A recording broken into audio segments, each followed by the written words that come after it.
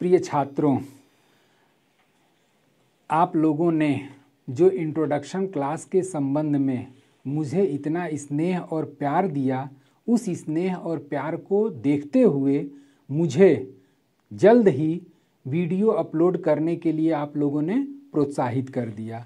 अब मैं आप लोगों के सामने सिलेबस वाइज जो भी हमने सिलेबस के बारे में जानकारी दिया था, उसके अकॉर्डिंग हम लोग अपने सिलेबस के बारे में धीरे धीरे आगे चर्चा करते हुए आगे बढ़ते रहेंगे।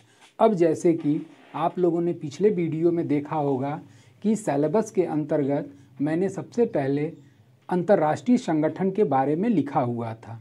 अब उसी अंतर्राष्ट्रीय संगठन के बारे में हम लोग आज डिस्कशन करेंगे। अब जैसे कि अंतर्राष्ट्रीय संगठन, जिसे इंग्लिश में इंटरनेशनल ऑर्गेनाइजेशन के नाम से जाना जाता है, अब इसमें जो इंटरनेशनल ऑर्गेनाइजेशन है, इस इंटरनेशनल ऑर्गेनाइजेशन के अंतर्गत जो सबसे महत्वपूर्ण ऑर्गेनाइजेशन के रूप में पढ़ा जाता है या जिससे क्वेश्चन अक्सर पुटअप होते हैं, वो आपका यूएनओ है, जिसे शॉर्ट में यूएनओ कहते हैं, जिसका full form United Nations Organisation होता है और हिंदी में इसे संयुक्त राष्ट्र संघ के नाम से जाना जाता है। अब ये जो संयुक्त राष्ट्र संघ है, इसकी स्थापना के पहले क्या कोई और संगठन काम कर रहा था, इसके संबंध में हम लोग आज बेस बनाते हुए संयुक्त राष्ट्र संघ पर पहुंचेंगे। देखिए, अब जैसे कि आपका प्रथम विश्व युद्ध हुआ, और वो प्रथम विश्व युद्ध किस वर्ष हुआ था, तो 1914 में प्रारंभ हुआ था और 1918 तक चला था। तो प्रथम विश्व युद्ध के परिणाम स्वरूप कोई भी ऐसा मजबूत संगठन नहीं था जो विश्व युद्ध को रोक सके। तब जाकर के देशों ने ये सोचा कि एक ऐसे मजबूत संगठन की स्थापना की जाए ताकि आने वाले समय में विश्व युद्ध को रोका जा सके। उसी प्रयास में कई संगठन की स्थापना की गई या कई समितियों की स्थापना की गई। अंततः इसका प्रत्यक्ष परिणाम 1919 में वार्सलीज की संधि से प्राप्त हुआ, जिसे वायसराय की संधि के नाम से भी जाना जाता है। और इसी वार्सलीज की संधि के परिणाम स्वरूप विश्व के सबसे बड़े संगठन राष्ट्र संघ की स्थापना 10 जनवरी 1920 को की गई। अब चूंकि राष्ट्र संघ की जो स्थापना की गई थी वो प्रथम विश्व युद्ध के परिणाम स्वरूप की गई थी, इस कारण से राष्ट्र संघ को युद्ध का बालक या चाइल्ड ऑफ वार के नाम से भी जाना जाता है। जब इसकी स्थापना की गई तो इस संगठन का मुख्य उद्देश्य क्या था, तो मुख्य उद्देश्य था अंतर्राष्ट्रीय शांति और सहयोग में वृद्धि करना। ठीक, अब जब इसकी स्थापना की गई तो इसका जो मुख्यालय स्थापित किया गया वो जेनेवा में, और इस लीग ऑफ नेशंस या राष्ट्र संघ का जो प्रथम बैठक की गई वो आपका 16 जनवरी 1920 को संपन्न हुई। और इस संगठन के जो प्रथम अध्यक्ष बनाए गए वो थे सर एरिक ड्रमंड। और इस राष्ट्र संघ के 3 प्रमुख अंग थे। इस राष्ट्र संघ के 3 प्रमुख अंग थे और इन्हीं अंगों के माध्यम से राष्ट्र संघ अपना काम करता था, जिसमें पहला आपका सभा, और इस सभा को इंग्लिश में असेंबली के नाम से जाना जाता है, परिषद काउंसिल के नाम से जाना जाता है, और सचिवालय यानी कि सेक्रेटरीट।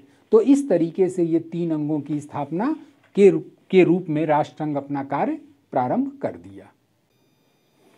राष्ट्र संघ के 3 अंगों के बारे में हमने सुना, देखा कि सभा, परिषद और सचिवालय के रूप में वो काम करता था।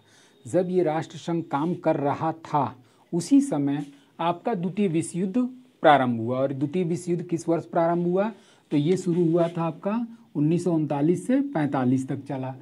अब जब द्वितीय विश्व युद्ध हो गया तो एक तरीके से राष्ट्र संघ अपने उद्देश्य में असफल माना जाएगा कि नहीं माना जाएगा, क्योंकि उसका मुख्य काम क्या था कि आने वाले समय में विश्व युद्ध को रोकना और अंतर्राष्ट्रीय शांति को बनाए रखना।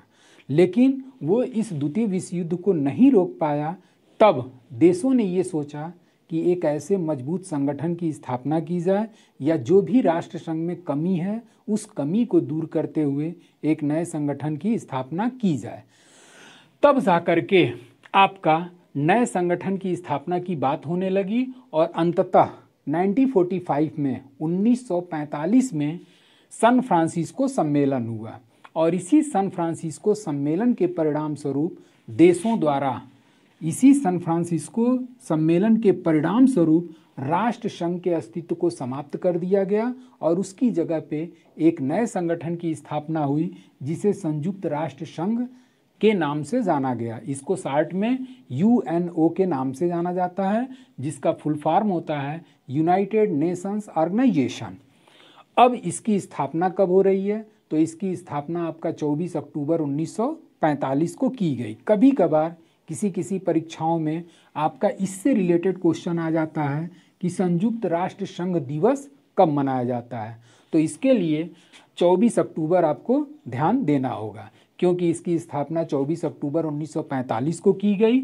इस कारण से प्रत्येक वर्ष 24 अक्टूबर को संयुक्त राष्ट्र संघ दिवस के रूप में मनाया जाता है। और इसका मुख्यालय कहाँ स्थापित किया गया? तो इसका मुख्यालय मैनहट्टन द्वीप न्यूयॉर्क में स्थापित किया गया। न्यूयॉर्क में एक छोटा सा द्वीप है जिसे मैनहट्टन द्वीप के नाम से जाना जाता है। उसी जगह पर इस यूएनओ की स्थापना की गई। जब यूएनओ की स्थापना हो गई तो इसकी प्रथम बैठक का संचालन 10 फरवरी 1946 को इंग्लैंड में एक जगह थी वेस्टमिनिस्टर हॉल, इंग्लैंड में एक जगह थी जिसे वेस्टमिनिस्टर हॉल के रूप में जाना जाता था और इसी वेस्टमिनिस्टर हॉल में आपका क्या किया गया? यूएनओ का प्रथम बैठक का आयोजन किया गया। अब इस यूएनओ की मान्यता प्राप्त भाषाओं की कुल संख्या कितनी है? तो यूएनओ की मान्यता प्राप्त भाषाओं की कुल संख्या 6 है। जैसे अब यूनाइटेड नेशन ऑर्गेनाइजेशन एक तरीके से विश्व का सबसे बड़ा संगठन है और इसका उद्देश्य क्या है? अंतर्राष्ट्रीय शांति को बनाए रखना। तो इस यूएनओ में कुछ नियम कानून दिए गए जिसके अनुसार विश्व में अंतर्राष्ट्रीय शांति स्थापित की जा सके और उसके संबंध में यूएन के चार्टर में कुल अनुच्छेदों की संख्या, यूएन चार्टर में कुल अनुच्छेदों की संख्या कितनी स्थापित की गई है? तो कुल आर्टिकल्स या कुल अनुच्छेदों की संख्या आपका 111 है, 111। तो इसी 111 अनुच्छेदों के तहत यूनाइटेड नेशन ऑर्गेनाइजेशन विश्व में शांति स्थापित करता है और इसी यूएन चार्टर में मान्यता प्राप्त भाषाओं की संख्या 6 दी गई है और इसको हम एक ट्रिक के माध्यम से आप लोगों के सामने प्रस्तुत किया है जिसे फ्रेश स्पेनिश के नाम से संबोधित किया जा सकता है। अब इस 6 शब्दों से 6 देशों का नाम निकलेगा और उसी 6 देशों में बोली जाने वाली भाषाएं आपका क्या हो गई? यूएनओ की मान्यता प्राप्त भाषाओं के रूप में शामिल हो गई। जैसे एफ से कौन सा देश निकला? फ्रांस, और फ्रांस में बोली जाने वाली भाषा कौन सी है? फ्रेंच। आर से रूस, और रूस में बोली जाने वाली भाषा कौन सी है? रूसी। ए से अरब कंट्री, और अरब कंट्री में बोली जाने वाली भाषा आपका अरबी। सी से चाइना, और चाइना में बोली जाने वाली भाषा चीनी। और ई से आपका ऑलरेडी इंग्लिश। और छठा भाषा के रूप में आपका कौन सा शामिल हो गया? स्पेनिश। तो इस तरीके से यूएन चार्टर में मान्यता प्राप्त भाषाओं की कुल संख्या कितनी है? 6, जिसका ट्रिक आप लोगों के सामने है फ्रेश। फ्रेश की स्पेलिंग जरूर याद रखिएगा, FRESH मत करिएगा, ध्यान दीजिएगा इसमें FRACE है, ठीक। तो F से फ्रांस, फ्रांस में बोली जाने वाली भाषा फ्रेंच। R से आपका रूसी। A से अरब, अरब में बोली जाने वाली भाषा अरबी। C से चाइना, चाइना में बोली जाने वाली भाषा चीनी। और E से इंग्लिश, और छठा ऑलरेडी फुल रूप में स्पेनिश लिखा हुआ है। आप लोगों को कि यूनाइटेड नेशन ऑर्गेनाइजेशन की जो मान्यता प्राप्त भाषाएं हैं वो कुल कितनी हैं? 6 हैं, ठीक, जिसका हमने ट्रिक भी बताया। फ्रेश स्पेनिश, स्पेलिंग आप लोग याद रखिएगा। फ्रेश की स्पेलिंग FRACE, FRESH मत लिखिएगा, ठीक। तो उसी फ्रेश के आधार पे जैसे कि यूएनओ की मान्यता प्राप्त भाषाएं यूएन चार्टर में दी गई हैं, उसी तरीके से जब हम लोग संविधान के बारे में पढ़ेंगे तो इसी संविधान के 8वीं अनुसूची में किस चीज़ का उल्लेख किया गया है? तो भाषा का उल्लेख किया गया है। अब जैसे कि मूल रूप से संविधान के 8वीं अनुसूची में कुल भाषाएं कितनी शामिल थी? तो 14 शामिल थी और बाद में 8 भाषाओं को क्या किया गया? जोड़ा गया। तो इस तरीके से संविधान के 8वीं अनुसूची में मान्यता प्राप्त भाषाओं की कुल संख्या कितनी दी गई है? 22। इस पे अक्सर आप लोगों को क्वेश्चन एग्जाम में पूछ देता है कि बाद में कौन कौन सी भाषाएं जोड़ी गईं। तो इसके संबंध में जब संविधान चलेगा तो उसी संविधान में मैं 8वां अनुसूची का ट्रिक वगैरह बताते हुए कि किस सन में कौन सी अनुसूची जोड़ी गई और किस संविधान संशोधन के तहत जोड़ी गई, वो ट्रिक के माध्यम से आपको क्लियर कर दूंगा। फिलहाल जो यूएनओ का अगला हेडिंग या अगला वो ये है कि यूएनओ की कार्यकारी भाषा, जैसे कि हर संविधान की या हर कोई ना कोई संविधान, हर देश के संविधान की कोई ना कोई ऑफिशियल लैंग्वेज होती है जिनके अनुसार वो अपने ऑफिस से संबंधित कार्यों को संपादित करता है। तो उसी तरीके से यूएनओ की जो कार्यकारी भाषा है उसे 2 भाषाओं को मान्यता उसने प्रदान किया है, एक अंग्रेजी तथा दूसरी फ्रेंच। अब आ जाते हैं यूएनओ के सदस्य देशों की कुल संख्या।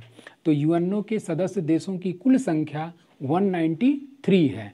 ठीक, अब इसमें कभी कभार आपका क्रम को लेकर के पूछता है, लेकिन सबसे ज़्यादा जो क्वेश्चन पुटअप हुआ है वो आपका है 193वां सदस्य देश। इसको कई तरीके से पूछा है कि दक्षिणी सूडान यूएनओ की सदस्यता कब धारण किया? तो ये आपका 2011 में किया था।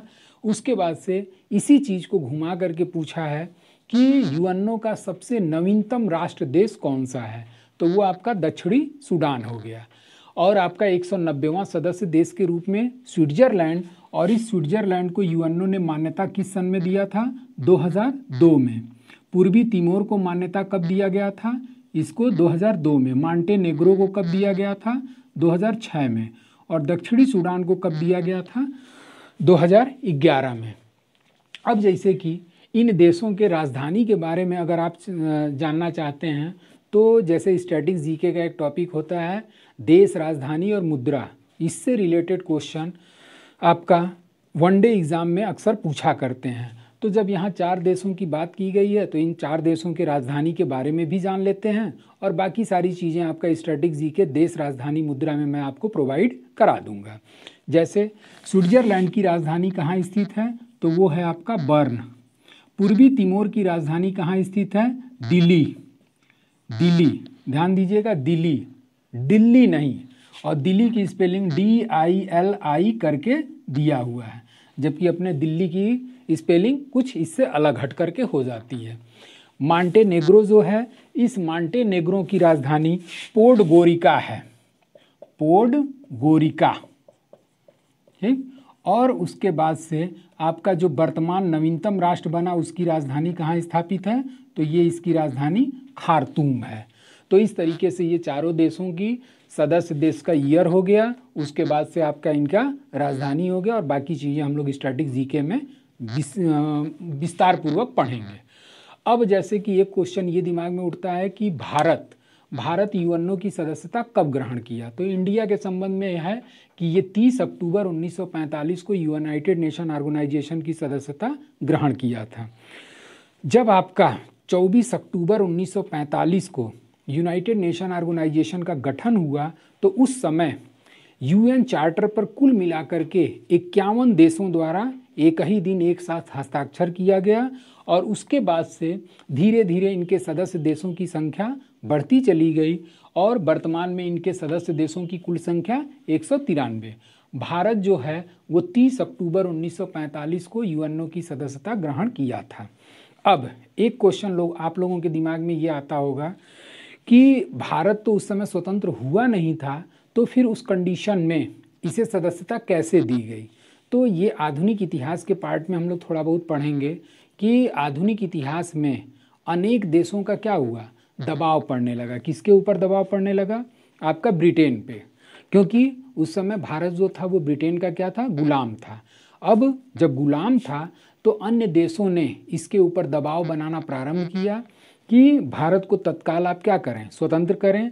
तो भारत के स्वतंत्रता की पृष्ठभूमि आधुनिक इतिहास में धीरे धीरे 1945 के पहले ही क्या हो चुकी थी, तैयार हो चुकी थी।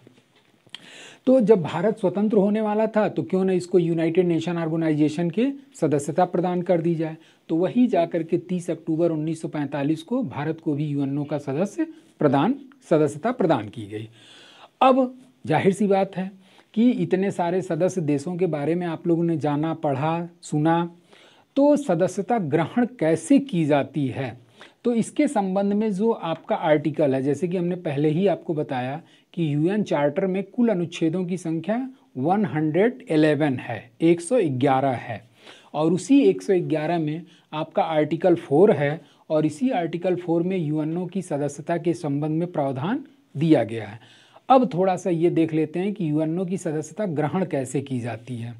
उसमें ये भी है यूएन चार्टर में कि किसी भी देश को सदस्यता दिए जाने के लिए एक उस देश का निश्चित भूभाग होना चाहिए, एक निश्चित जनसंख्या होनी चाहिए, एक शांति प्रिय देश होना चाहिए। तो ये तमाम तरह के उसमें क्या दिए गए हैं, कंडीशन आपको दिए गए हैं। अगर उस कंडीशन पे वो देश फॉलो करता है या सूटेबल उतारू होता है तो आर्टिकल 4 के अंतर्गत उस देश को सदस्यता की रिकमेंडेशन की जाती है। अब ये रिकमेंडेशन कौन करेगा, कैसे करेगा, इसके बारे में हम लोग जान लेते हैं। तो सबसे पहले हम लोग इसके अंग के 2 अंग हैं, एक आपका है महासभा, ठीक, और दूसरा अंग आपका है सुरक्षा परिषद। महासभा को इंग्लिश में जनरल असेंबली के नाम से जाना जाता है, जनरल असेंबली, ठीक। अब ये जनरल असेंबली हो गई, इसको इंग्लिश में कहते हैं सिक्योरिटी काउंसिल, ठीक। अब सबसे पहले ये यूनाइटेड नेशन के 2 प्रमुख अंग हैं और इन्हीं 2 अंगों के आधार पर किसी भी देश को सदस्यता प्रदान की जाती है। सबसे पहले इसके गठन के बारे में जान लेते हैं। तो यूनाइटेड नेशन ऑर्गेनाइजेशन का जो महासभा है, ये महासभा जितने भी यूएनओ के सदस्य देश हैं उन सदस्य देशों के प्रतिनिधियों से गठित होती है। तो यूएनओ में सदस्य देशों की संख्या कितनी है, 193, यानी कि महासभा 193 193 सदस्य देशों के प्रतिनिधियों से गठित होती है, देशों के प्रतिनिधि से। और एक देश से कितने प्रतिनिधि शामिल होते हैं, 5 प्रतिनिधि। मतलब अगर भारत से कोई वहाँ पे भेजा गया है तो उस भारत के प्रतिनिधित्व करने के लिए कितने सदस्य वहाँ होंगे या कितने व्यक्ति होंगे, तो 5 व्यक्ति होते हैं, ठीक। दूसरा ये कि आपका सुरक्षा परिषद, और ये सुरक्षा परिषद जो है ये 2 प्रकार के सदस्यों से मिलकर गठित होती है। एक हो गया आपका स्थायी सदस्य और दूसरा हो गया आपका अस्थायी सदस्य, स्थायी सदस्य और अस्थायी सदस्य। अब स्थायी सदस्यों की कुल संख्या कितनी है, तो स्थायी सदस्यों की संख्या 5, अस्थायी सदस्यों की संख्या 10। ये जो स्थायी सदस्य हैं इनकी संख्या 5 है और ये 24 अक्टूबर 1945 से अब तक उसी रूप में बने हुए हैं। इसके बारे में जब हम लोग पढ़ेंगे सुरक्षा परिषद के प्रमुख अंग, तो प्रमुख अंगों की कुल संख्या 6 है और उस 6 अंगों में जो आपके सुरक्षा परिषद वाला पार्ट है ये 15 सदस्यों से मिलकर गठित होता है और जिसमें 5 स्थायी सदस्य, और ये 5 स्थायी सदस्य का एक ट्रिक है ABCFR, और इस ABCFR से 5 बड़े मजबूत देशों का नाम निकलेगा। जब अंगों की चर्चा की जाएगी, ऑर्गन्स की चर्चा की जाएगी, तो उसका मैं डिटेल बता दूंगा कि what do you mean by ABCFR, ठीक। उसके बाद से अब यानी कि ये टोटल कितने सदस्यों से मिलकर गठित हो गया, ये 15 सदस्यों से मिलकर गठित हो गया, ठीक। अब किसी भी नए देश को सदस्यता दिए जाने के लिए यहाँ पर एरो मार्क आ गया, तो वो कौन सिफारिश कर रहा है, तो सुरक्षा परिषद। अब यहाँ चाहें तो आप सिफारिश शब्द लिख सकते हैं और एरो मार्क कहाँ जा रहा है, तो महासभा के पास। यानी कि किसी भी नए देश को सदस्यता दिए जाने के लिए सुरक्षा परिषद क्या कर रही है, सिफारिश कर रही है। किससे सिफारिश कर रही है, तो महासभा से कर रही है।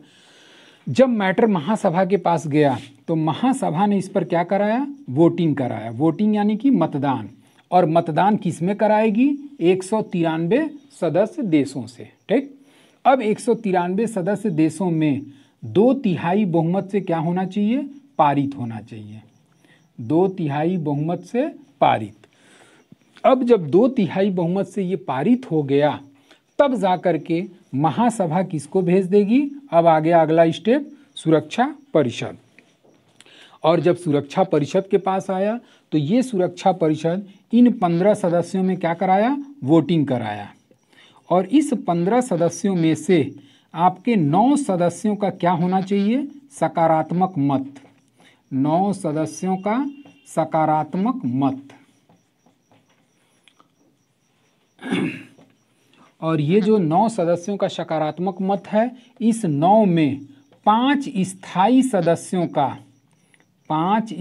सदस्यों का सकारात्मक मत क्या होना चाहिए, अनिवार्य होना चाहिए। शब्द पे ध्यान दीजिएगा, इन 5 स्थायी सदस्यों में 9 सदस्यों में से 5 स्थायी सदस्यों का सकारात्मक मत होना अनिवार्य है। ठीक, अगर इस 5 में से कोई भी अपना नकारात्मक मत देता है, नकारात्मक, अगर कोई भी अपना निगेटिव मत देता है तो उसी नकारात्मक मत को यूएनओ में किस नाम से जाना जाता है, तो यूएनओ में उसे वीटो पावर के नाम से जाना जाता है। वीटो पावर मतलब कि अगर इस 5 स्थायी सदस्य में से कोई भी एक नकारात्मक मत दे दिया तो उस कंडीशन में उस देश को सदस्यता प्रदान नहीं की जाएगी। एक बार रिपीट मैं फिर से कर दे रहा हूँ कि किसी भी नए देश को सदस्यता दिए जाने के संबंध में प्रावधान अनुच्छेद 4 में दिया गया है। और नए देश का रिकमेंडेशन सबसे पहले कौन करेगा, सुरक्षा परिषद, सिक्योरिटी काउंसिल करेगी। और ये किससे करेगी, जनरल असेंबली या महासभा से करेगी। जब महासभा के पास ये मैटर गया तो महासभा 193 सदस्य देशों में से 193 सदस्य देशों में से वोटिंग कराएगी। और अगर ये 2/3 मेजॉरिटी से पारित हो गया तब आगे के स्टेप में जाएगा। अगर ये 2/3 बहुमत से पारित नहीं हुआ तो ये मामला वहीं पे समाप्त हो जाएगा। अब इसने 2/3 बहुमत से पारित कर दिया तो ये किसको भेज दिया, सिक्योरिटी काउंसिल को। सिक्योरिटी काउंसिल कितने सदस्यों से मिलकर गठित हो रही है, 15। और इस 15 में 9 सदस्यों का क्या होना चाहिए, सकारात्मक मत होना चाहिए। और इस 9 में 5 स्थायी सदस्यों का सकारात्मक मत होना अनिवार्य है। अगर इसमें से कोई भी अपना निगेटिव मत देता है तो उसी निगेटिव मत को यूएनओ में किस नाम से जाना जाता है, वीटो पावर। और इस पे भी क्वेश्चन पूछता है या पूछा है कि यूएनओ में किसे वीटो शक्तियां दी गई हैं, तो यूएनओ में वीटो शक्तियां किसको माना जाएगा, ये जो आपके 5 परमानेंट मेंबर हैं जिसको अभी हमने बताया कि ABCFR, A for America, B for Britain, C for China, F for France, R for Russia. तो इस 5 में से अगर कोई भी अपना निगेटिव मत दे दिया तो फिर उस कंडीशन में उस देश को सदस्यता नहीं प्रदान की जाएगी और उसी को कहा जाएगा कि फला देश ने अपने वीटो पावर का प्रयोग कर दिया। अब देखिए ये सदस्यता के बारे में हो गया। अब थोड़ा सा जान लेते हैं कि जाहिर सी बात है कि सदस्यता अगर किसी व्यक्ति को दिया गया या किसी देश को दिया गया तो क्या वो परमानेंट मेंबर बना रहेगा, ऐसा कुछ भी नहीं है। ठीक, इसके संबंध में थोड़ा सा जान लेते हैं। मैंने इसको इसलिए वो डिस्ट्रॉय नहीं किया कि इसी पे टोटल आपका हेडिंग बेस्ड है। जैसे अब सदस्यता तो मिल गई, लेकिन क्या सदस्य का निष्कासन किया जा सकता है, निष्कासन। ठीक, तो सदस्य के निष्कासन के संबंध में जो भी आपका प्रावधान दिया गया है वो आर्टिकल 6 में दिया गया है, अनुच्छेद 6 में दिया गया है। निष्कासन और निलंबन 2 शब्द होता है, निष्कासन और निलंबन। और ये जो निलंबन दिया गया है ये किस आर्टिकल में दिया गया, अनुच्छेद 5 में। ठीक, तो इस तरीके से सदस्य का निष्कासन और निलंबन, निलंबन जो है वो आर्टिकल 5 में और निष्कासन किस में दिया गया है, आर्टिकल 6 में दिया गया है। सबसे पहले 5 को ही देख लेते हैं, निलंबन। निलंबन की इंग्लिश होती है सस्पेंशन। जैसे कि कुछ लोगों को नहीं समझ में आ रहा होगा कि निलंबन का मतलब क्या होता है, पहले दोनों में अंतर समझ लीजिए। निलंबन का मतलब होता है सस्पेंड करना। जैसे आज के समय में देखते होंगे कि कई पुलिस अधिकारी या कोई भी अधिकारी अपने उच्च अधिकारियों से क्या हो जाता है, सस्पेंड हो जाता है। और जब सस्पेंड हो जाता है तो कुछ समय के बाद उसको क्या किया जाता है, बहाली प्रदान की जाती है। तो निलंबन में यही हो गया कि अगर कोई यूएन का सदस्य देश यूएन के नियम कर्तव्यों का पालन नहीं करता तो उस कंडीशन में उसे कुछ समय के लिए क्या किया जा सकता है, निलंबित किया जा सकता है। और निलंबन के संबंध में या निष्कासन के संबंध में जो भी प्रक्रिया दी गई है टोटल आपका इसी प्रोसीजर के अनुसार फॉलोअप किया जाता है, इसी प्रोसीजर के अनुसार फॉलोअप किया जाता है। जैसे अगर कोई देश, अभी हमने बताया कि अगर कोई देश यूएन के चार्टर के नियम कानून का बार बार उल्लंघन करता है तो उस कंडीशन में उसको निलंबित या निष्कासित किया जा सकता है। तो उस निलंबन के लिए सबसे पहले सुरक्षा परिषद क्या करेगी, सिफारिश करेगी। किससे कर रही है, तो महासभा से। महासभा ने इस पे क्या कराया, वोटिंग कराया, 2/3 बहुमत से पारित हो गया, भेज दिया सुरक्षा परिषद के पास। और सुरक्षा परिषद का 9 सदस्यों का सकारात्मक मत होना चाहिए और इस 9 में आपके 5 स्थायी सदस्यों का सकारात्मक मत होना अत्यंत अनिवार्य है।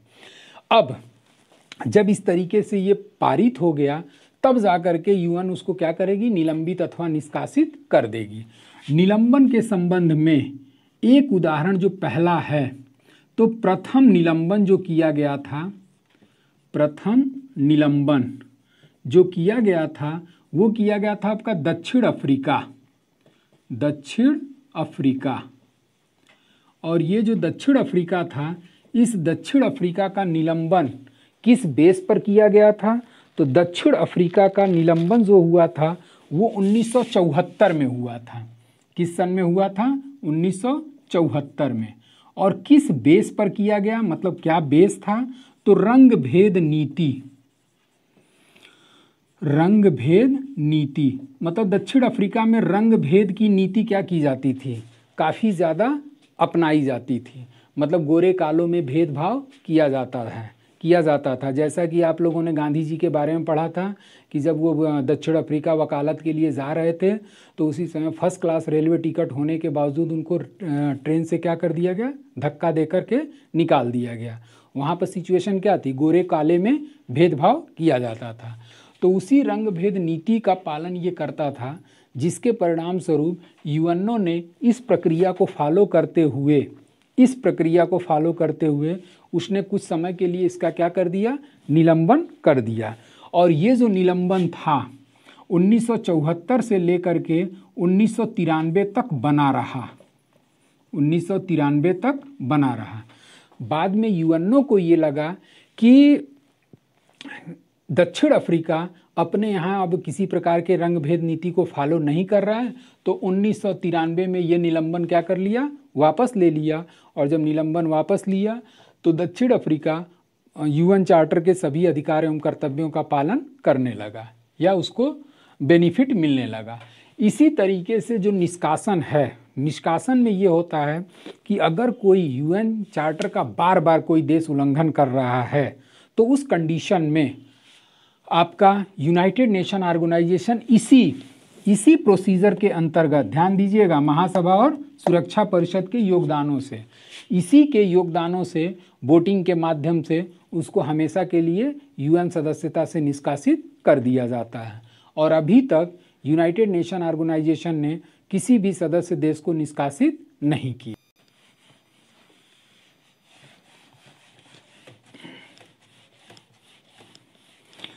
अब आइए, ये आपका सदस्य का निष्कासन हो गया, निलंबन हो गया, सदस्यता कैसे ग्रहण की जाती है, इन सारे चीज़ों के बारे में हम लोगों ने जानकारी ले लिया। अब इसके बाद आपका जो अगला यूएनओ की हेडिंग वगैरह आती है वो होता है आपका यूएनओ के प्रत्यक्ष अंग, यूएनओ के प्रत्यक्ष कह लीजिए या प्रमुख कह लीजिए, प्रमुख अंग। और इस यूएनओ के प्रमुख अंगों की कुल संख्या कितनी है, 6। जैसे कि अभी आप लोगों ने देखा कि महासभा और सुरक्षा परिषद के बारे में थोड़ा सा हल्का फुल्का डिस्क्राइब हुआ, तो इसी तरीके से इन 6 अंगों के बारे में हम लोग डिटेल पढ़ेंगे। उसके अलावा इन प्रत्यक्ष अंगों के अलावा यूनाइटेड नेशन ऑर्गेनाइजेशन कुछ अप्रत्यक्ष अंग की स्थापना किया है या गठन किया है। और इन अप्रत्यक्ष अंग की स्थापना किसके माध्यम से की गई है, तो एक करार के माध्यम से। अब करार नहीं समझ में आ रहा होगा, तो अगर मैं इसको इंग्लिश में बताता हूँ तो शायद आप लोगों के दिमाग में कंसेप्ट बन जाए, और ये होता है एग्रीमेंट। अब एक तरीके से जो भी यूएनओ के अप्रत्यक्ष अंग हैं उनकी स्थापना एक करार या एग्रीमेंट के माध्यम से की गई है। और इसके संबंध में जो क्वेश्चन बनते हैं वो इसका मुख्यालय को लेकर के कि किसका मुख्यालय कहाँ स्थित है। जैसे कि आप लोग सुने भी होंगे कि WHO वर्ल्ड हेल्थ ऑर्गेनाइजेशन, तो ये आपका क्या हो गया, एक अप्रत्यक्ष अंग हो गया। और ये किस स्तर पर काम करेगा, किसके लिए काम करेगा, तो स्वास्थ्य के संबंध में। जैसे भारत में पोलियो की दवा वगैरह पिलाई जाती थी, तो उसके लिए कौन सक्रिय रूप से भागीदारी निभाता था, WHO। इसके अलावा जैसे आज के समय में कोविड वाला लेकर के चल रहा है, तो वो कोविड के संबंध में जो भी गाइडलाइन होती है या जो भी इंफॉर्मेशन होती है वो किसके द्वारा जारी की जाती है, WHO के द्वारा। WHO हो गया, ILO हो गया, IBRD हो गया, यूनेस्को हो गया, यूनिसेफ हो गया। तो इस तरीके से बहुत सारे ऐसे अप्रत्यक्ष अंग हैं जिनके बारे में इसका मुख्यालय को लेकर के क्वेश्चन पूछता है, और इस मुख्यालय से संबंधित जितने भी ट्रिक हैं उस ट्रिक के माध्यम से मैं आप लोगों को अच्छी तरीके से याद करा दूंगा। और अगले वीडियो में आपका इसी प्रत्यक्ष अंग या प्रमुख अंग और अप्रत्यक्ष अंग का जो भी मुख्यालय वगैरह है और इसको याद करने का ट्रिक क्या होगा वो हम अगले वीडियो में आप लोगों को प्रोवाइड कराऊंगा। Thank you so much.